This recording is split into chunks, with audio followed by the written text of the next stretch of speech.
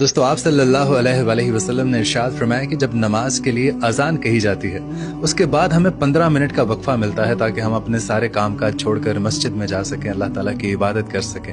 آپ صلی اللہ علیہ وسلم نے ارشاد فرمایا کہ جب نماز کے بعد کوئی بھی شخص اس دعا کا ورد کرے گا جو آپ کی سکرین پر ہے، اللہ تعالیٰ اسے 4 چیزیں عطا فرمائیں گے۔ پہلی چیز، اللہ تعالیٰ اس شخص کو کبھی بھی ایسی بیماری میں مبتلا نہیں کریں گے جس کی وجہ سے اس کی موت ہو جائے، یعنی ایسی کوئی بھی خطرناک بیماری میں مبتلا نہیں کریں گے۔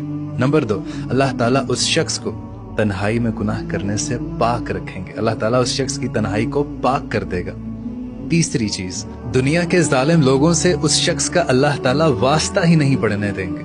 اور نمبر 4، اللہ تعالیٰ اس شخص کو آسان روزی عطا فرمائیں گے، یعنی اس شخص کو اتنی زیادہ ایفرٹ نہیں کرنی پڑے گی، آسان طریقے سے اس کا رزق اس تک پہنچ جائے گا۔ سبحان اللہ، اس دعا کو اپنا معمول بنا لیجیے۔